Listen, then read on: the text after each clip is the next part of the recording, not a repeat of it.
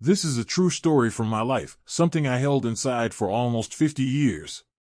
It's funny, you can build a whole life around a silence, but you can't bury the truth forever. The architectural model of the Legacy Tower sat gleaming under the spotlights, a twisted silver needle stabbing at the ceiling of the grand ballroom at the Chicago Art Institute. I was standing in the back, a ghost in a rented suit, watching the two men who had stolen my life bask in the applause. And then, as the renderings flashed up on the giant screen behind them, I saw it, not just the echo of my stolen genius, but the precise, fatal signature of a mistake I had made. A mistake buried in a lost sketchbook nearly 50 years ago, now resurrected in $1 billion of glass and steel. They hadn't just stolen my past, they were about to build a tombstone for their legacy out of my most intimate failure, and in that moment, I knew I had to bring it all down. If you genuinely enjoy our stories, please subscribe to the channel, tell us where you're from, and what time it is right now. It's always fascinating to know how far our story flows. It began in the fall of 1977. Chicago was a different city then, grittier, a city of broad shoulders and sharp winds, still licking its wounds from the 60s. I was Arthur Finch, 21 years old, and I believed in the transcendent power of lines on paper. I could see the music in geometry, the soul in a perfect arch. I had just graduated at the top of my class from the Illinois Institute of Technology, my head full of Mies van der Rohe and the gospel of structural honesty. I didn't just want to build buildings, I wanted to create spaces that made people feel something, that lifted the human spirit from the relentless grid of the city. I was, like most young men full of talent and no experience, a hopeless romantic disguised as an engineer. And that made me the perfect prey.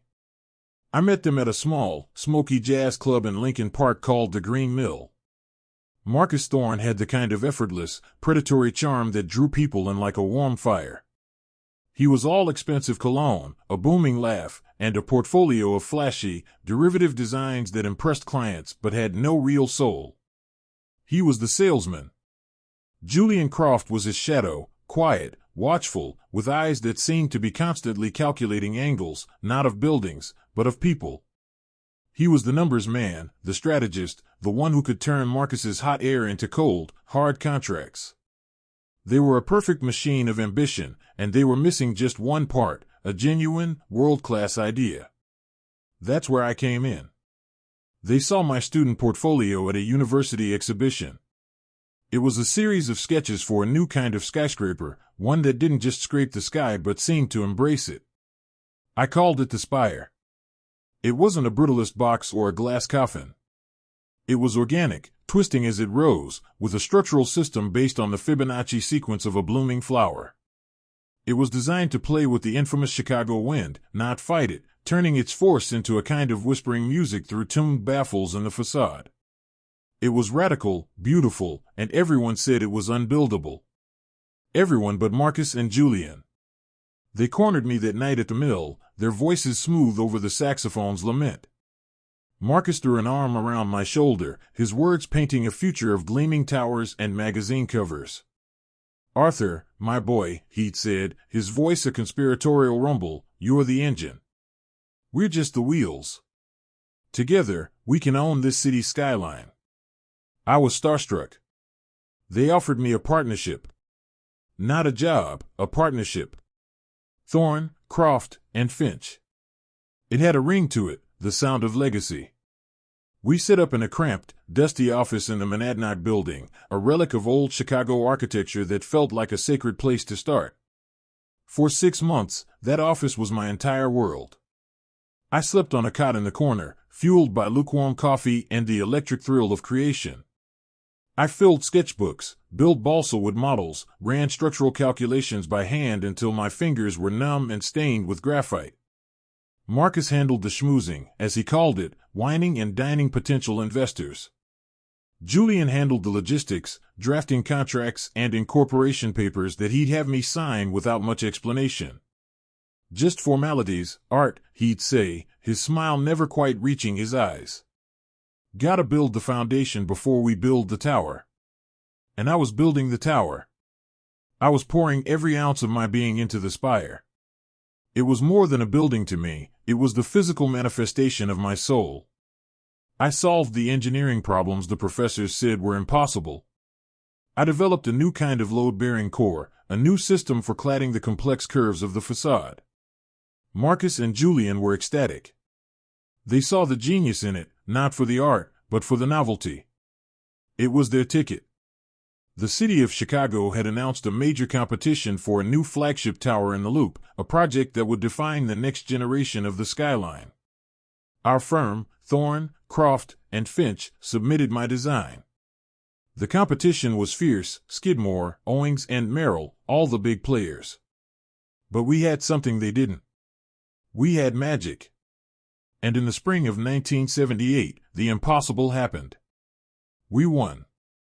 The news hit the city like a thunderclap. 3 young unknowns had beaten the giants. We were on the front page of the Tribune. The night they announced the winner was a blur of flashing cameras, champagne, and Marcus's booming voice taking all the credit, though he always made sure to gesture vaguely in my direction, calling me his brilliant protege. I didn't mind. I was drunk on the victory, on the vindication. We were going to build my dream. After the press conference, the 3 of us went back to the office to celebrate privately. Julian broke out a bottle of impossibly expensive scotch. To us, Arthur, Marcus toasted, his eyes gleaming in the dim light. To the future. He handed me a glass. I was just a kid from Evanston. I'd never had scotch like that. It was smoky, smooth, and strangely thick. I remember feeling dizzy after the first few sips, the room tilting gently. I remember Marcus pushing a thick stack of papers in front of me. Final partnership agreement, Julian said quietly. Just a formality to dissolve our temporary LLC and form the new corporation now that we have the contract. It made sense. My head was swimming, my hand felt heavy, but my heart was soaring. I trusted them. They were my partners. I signed where Julian's finger pointed, my signature a clumsy scrawl. The last thing I remember is Marcus smiling, his face wavering as if through water. "You've earned a good night's sleep, Art," he said. "You've earned it." I woke up the next afternoon on the cot in the office. My head felt like it was splitting open, my mouth like sandpaper.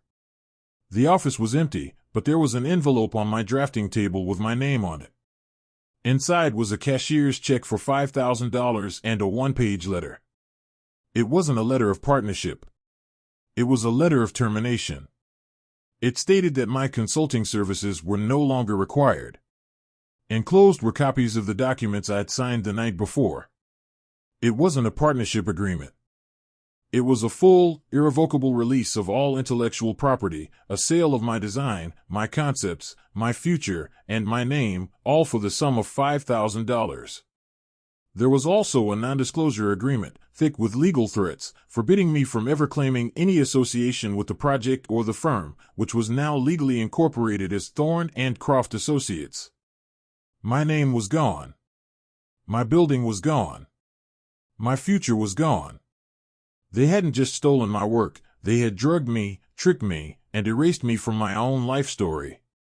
I stumbled out of that ancient building into the harsh Chicago sunlight, a 21-year-old ghost, clutching a check that was meant to be the price of my soul.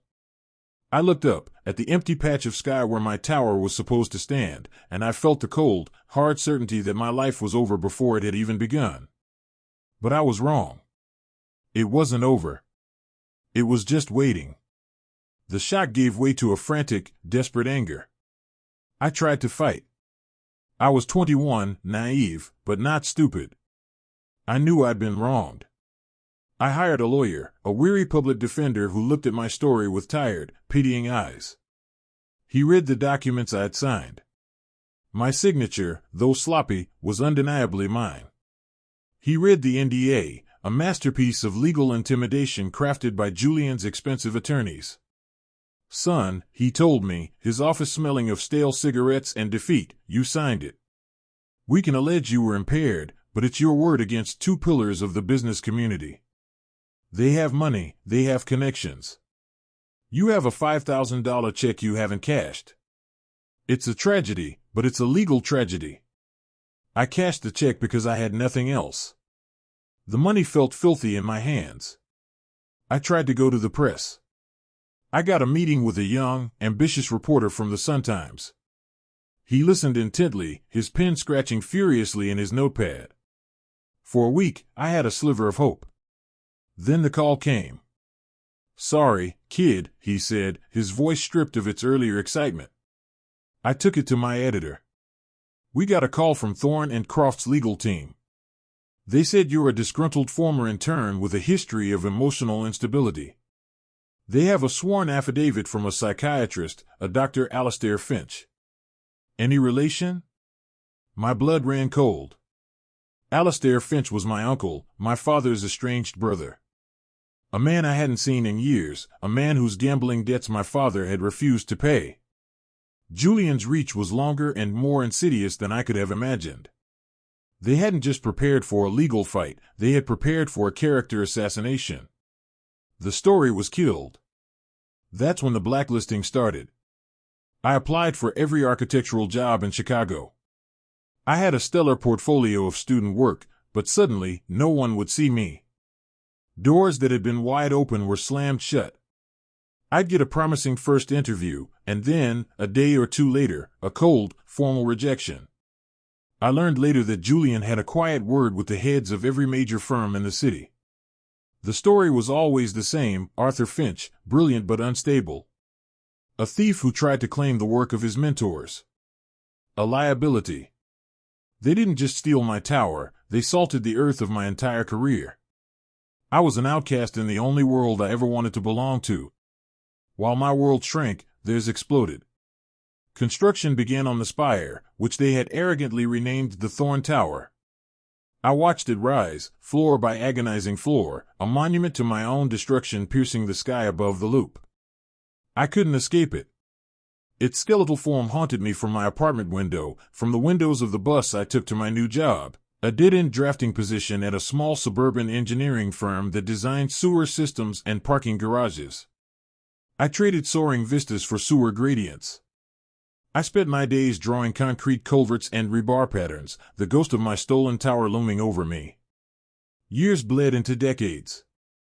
Thorne and Croft became a global behemoth. Marcus Thorne became a celebrity architect, his face on the cover of Time magazine, lauded as the visionary who redefined the American skyscraper. He was a regular on talk shows, a philanthropist whose name was carved into museum wings and university halls. Julian Croft remained in the shadows, the firm's silent, ruthless enforcer, tripling its value, crushing competitors, and ensuring the story of their origin remained a simple, heroic myth. They were kings, and I was a forgotten footnote, a ghost haunting the blueprints of their empire. I lived a small life. I never married. How could I explain the hollow space inside me where a life was supposed to be? How could I ask someone to share a silence that vast? I found a quiet satisfaction in my humble work. I became the best sewer draftsman in Cook County. I took pride in precision, in the quiet integrity of a well-drawn plan. It was a penance of sorts. I had aimed for the heavens and ended up in the earth. I clipped every article about them, every interview, every award. I filled scrapbooks with their success. It was a form of self-flagellation, a way to keep the wound fresh, to never forget what they had taken. I studied their projects. They hired talented architects, but I could always see the ghost of my original DNA in their work, the focus on structural expressionism, the organic forms. They were still drinking from the well of my stolen genius, even if they no longer knew it. I grew old. My hair thinned and turned gray. My hands, once capable of drawing dreams, became stiff with arthritis. The fire of my youthful anger cooled into a bed of cold, hard embers. I accepted my fate. The world is not a just place. I had learned that lesson at 21. My legacy would be a collection of meticulously drawn sewer plans, buried and forgotten beneath the city, while theirs was written in steel and glass against the sky. Justice, I believed, was a fantasy for the young. Then came the announcement. Thorne and Croft's 50th anniversary. To celebrate, Marcus Thorne, now a lion in winter at 72, would design his final building. His magnum opus. The culmination of his legendary career. It would be built on the last prime piece of real estate on the Chicago River, a stone's throw from the original Thorne Tower. They called it the Legacy Tower. I watched the press conference on my small television in my quiet apartment in Rogers Park. Marcus, still handsome, his hair a shock of silver, spoke with practiced humility about his journey. Julian stood behind him, older, grayer, but his eyes still held that same cold, calculating stillness. Then they unveiled the design. My breath caught in my chest. It was beautiful, a daring, twisting structure that seemed to defy gravity. It was also undeniably mine. The core concepts were a clear evolution of my work from half a century ago. A final, arrogant theft. I felt the old, familiar sting of rage. But then the camera zoomed in on a detailed rendering of the top third of the tower. It featured a unique, cantilevered observation deck, a sky balcony that jutted out over the river. It was a breathtaking feature. And it was fatally flawed. My heart began to hammer against my ribs. It wasn't a design from my final Spire sketchbook. It was from an earlier one, a private journal of wild ideas I had kept. I remembered the sketch vividly. I had been wrestling with the problem of lateral wind loads. I drew that cantilever as a thought experiment, a beautiful, impossible idea. And then, in the margins, I had worked through the math and discovered the flaw. Under a specific, multidirectional wind shear, the kind that happens once or twice a decade when a storm blows in off Lake Michigan in just the right way, the cantilever would create a harmonic resonance, a vibration that would amplify through the building's spine, potentially leading to catastrophic structural failure. It was an aesthetic triumph and an engineering nightmare. A secret I had discovered and buried in the pages of that notebook. A notebook that had been in my desk drawer in the office. A notebook that had vanished the same night I was drugged and betrayed. They had stolen it. They had kept it all these years. And in their monumental arrogance, and their rush to build a final monument to themselves, they had copied my beautiful, deadly mistake. They didn't understand the math. They had only seen the beautiful shape. They had no idea that the blueprint for their legacy was also the blueprint for their tomb. In that moment, watching the news in my lonely apartment, the embers of my anger, cold for almost 50 years, were fanned into a roaring, patient flame. I was 69 years old. I had nothing to lose. And I finally had a weapon. The first step was to not exist. For 5 decades, my invisibility had been a curse. Now, it was my greatest asset. Marcus and Julian hadn't thought of my name, Arthur Finch, in a generation. To them, I was a ghost, a problem solved and long forgotten. I intended to keep it that way. Revenge, I decided, would not be a confrontation. It would be an erosion. A slow, meticulous dismantling of their legacy from the shadows, using the very tools they had taught me to fear, precision, patience, and the unassailable truth of numbers.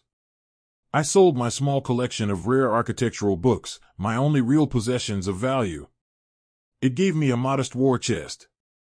I used it to buy a high-end computer and the best structural analysis software on the market. For weeks, my small Rogers Park apartment, with its view of the gray lake and the distant, arrogant skyline, became a command center. I spent my days at the Harold Washington Library, poring over meteorological data from the last 100 years, cross-referencing it with modern wind tunnel simulation models. I spent my nights running calculations, pushing the digital model of the Legacy Tower to its limits, confirming with chilling certainty what my youthful scrawl in a stolen notebook had predicted. The flaw was there. It was real. And it was magnificent in its destructive potential. But having the truth was not enough. A direct accusation from a nobody like me would be dismissed instantly. They had crushed me once with whispers of instability, they would do it again. I needed to build a platform, a persona of unimpeachable credibility. I needed to become a voice that the architectural world would listen to, even if they didn't know the name behind it. So, I created The Architect's Ghost. It was an anonymous blog. The design was minimalist, stark black and white, filled with text and complex diagrams. There were no ads, no personal details, just pure, unadulterated architectural critique. I began by writing essays on historical buildings, deconstructing the genius of Louis Sullivan's ornamentation or the structural elegance of the John Hancock Center. My writing was dry, academic, and deeply technical. I wrote with the quiet authority of a man who had spent a lifetime studying the bones of buildings. I analyzed forgotten masters, praised obscure engineering triumphs, and slowly, painstakingly, built a reputation for insight and rigor. After a few months, I started to get noticed. The blog was passed around in architecture schools. Professors assigned my essays as reading. Niche industry journals began linking to my posts. I never engaged in comments, never revealed a hint of my identity. The mystery only fueled the interest. The architect's ghost was seen as a purist, a sage, someone who cared only for the integrity of the craft. Then, I turned my attention to the modern world. I began critiquing contemporary projects with the same dispassionate, surgical precision. I eviscerated a flashy new museum in Dubai for its structural dishonesty, praising its beauty while exposing the wasteful, inefficient engineering hidden beneath its skin. I celebrated a small, unassuming library in Helsinki for its brilliant use of passive solar design. My critiques were never personal, never emotional. They were based purely on physics, engineering, and the principles of good design. My credibility grew. When the ghost spoke, the industry listened. All the while, Thorne and Croft's Legacy Tower was my primary target. I had obtained the publicly available planning documents, the environmental impact statements, the initial schematics. I analyzed them with an obsessive focus. And I began to write. I started subtly, praising the tower's ambitious form, its bold aesthetic vision.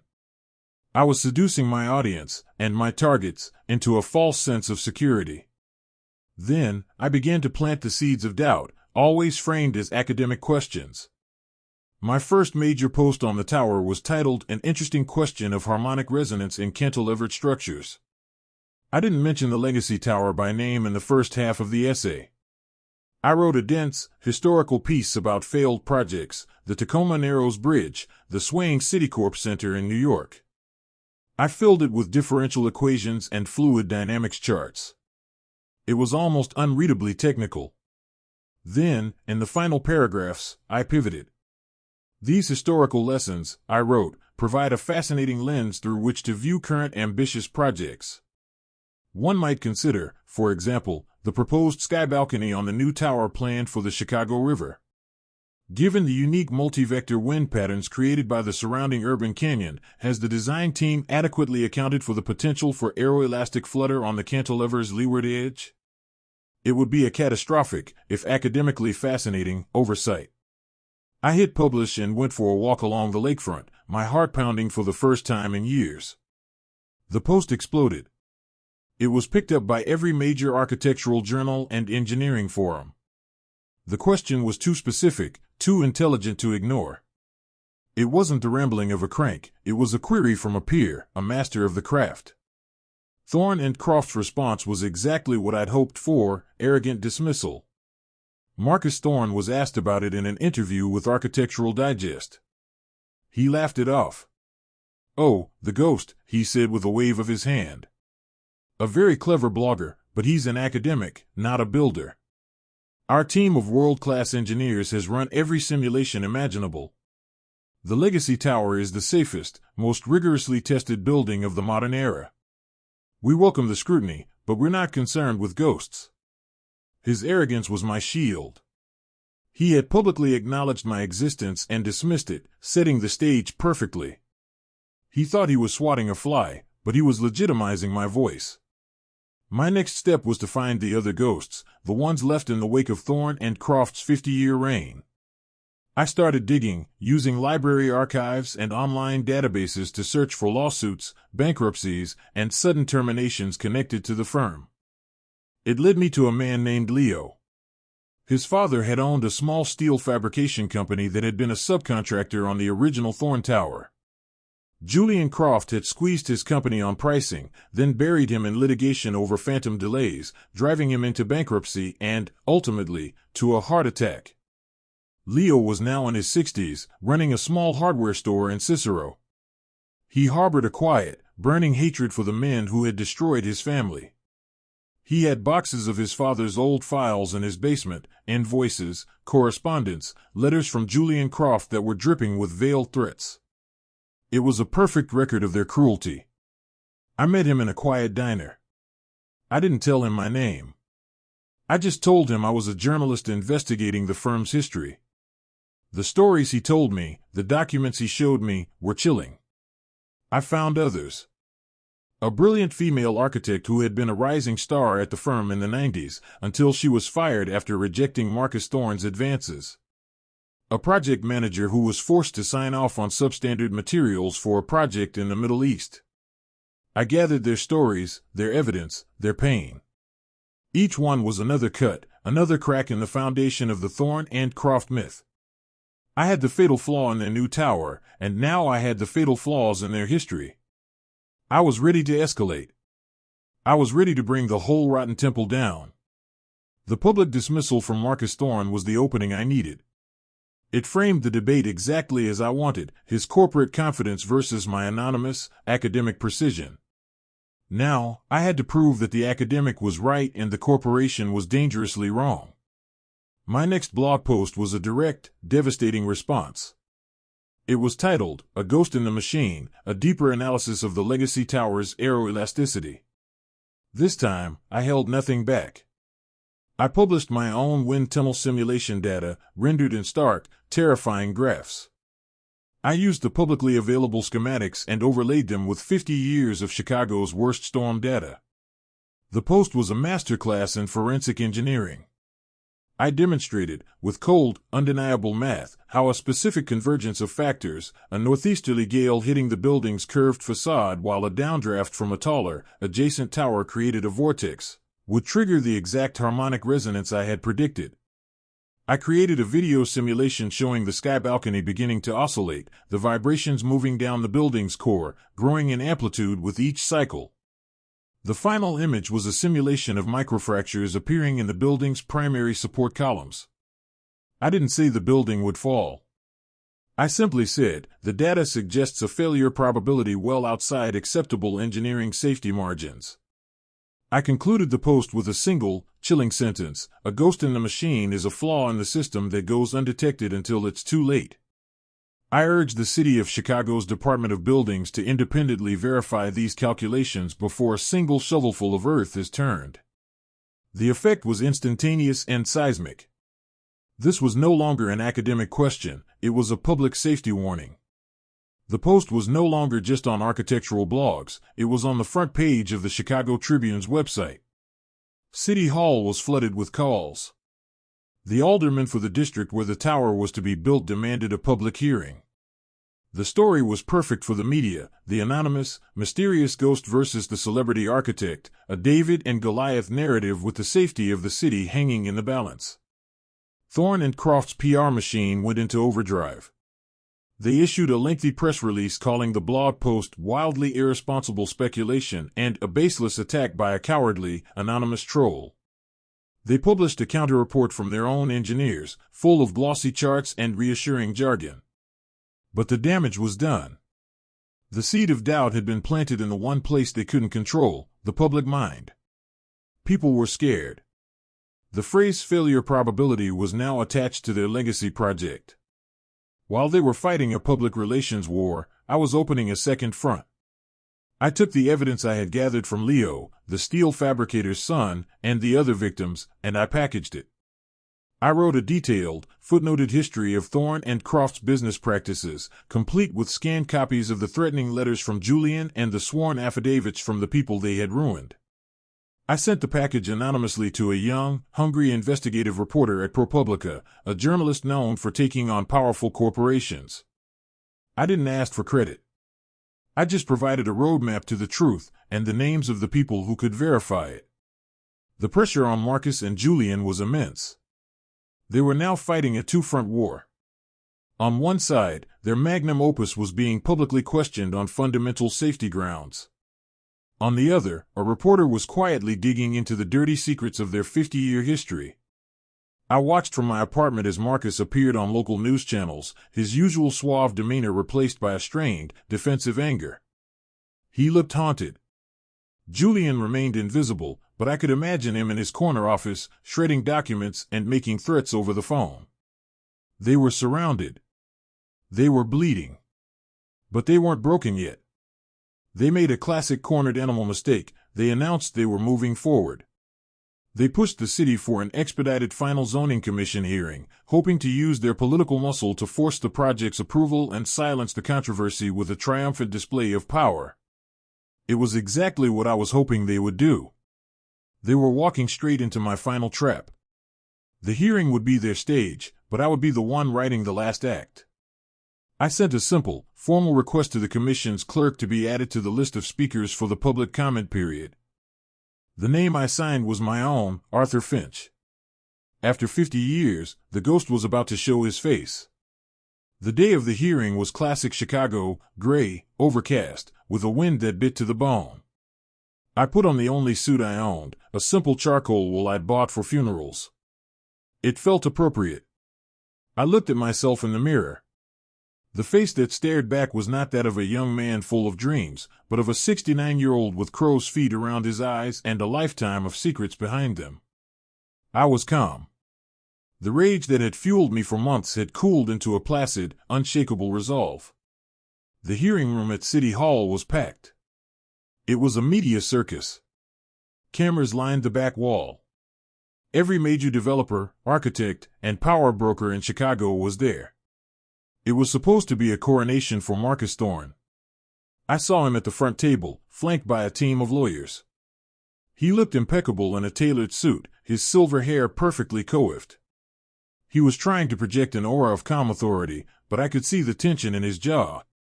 Julian was sitting behind him, a statue of cold fury, his eyes scanning the room. He looked right past me. Of course he did. I was just another anonymous old man in the crowd. The hearing began. Thorne and Croft's team gave a slick, hour-long presentation full of dazzling renderings and condescending reassurances.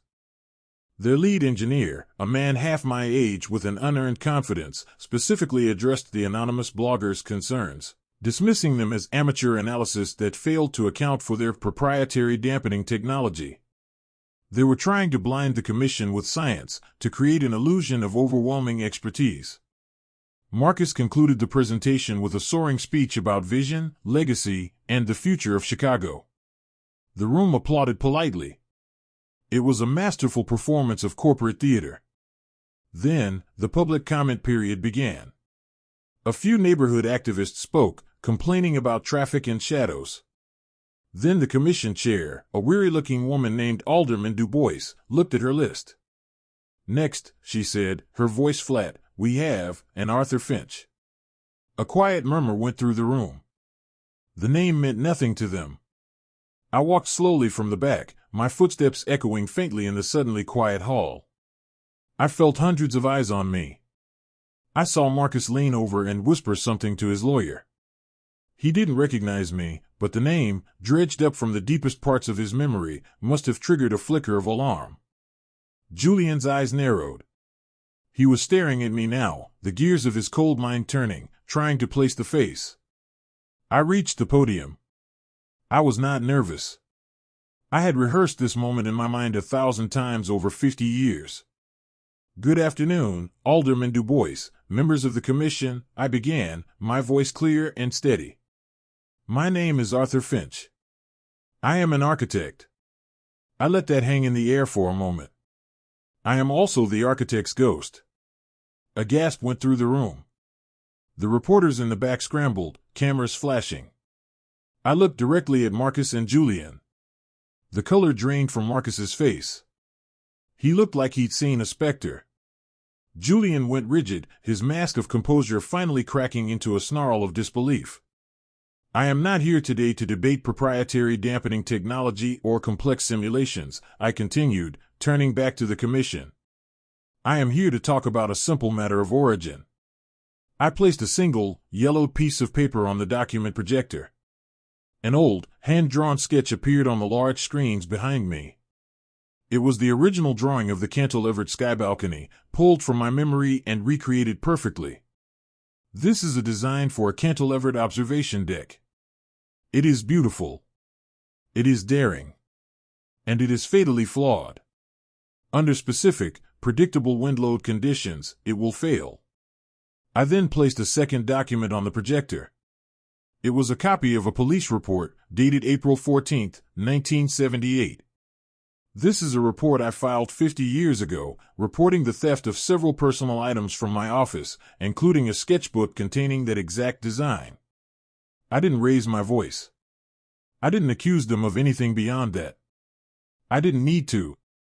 I simply presented the facts. The core aesthetic feature of the Legacy Tower, the very thing that makes it unique, is based on a concept that I created, and that I myself proved was structurally unsound half a century ago. The reason your world-class engineers couldn't find the flaw is because they don't understand the soul of the design. They only copied the shape.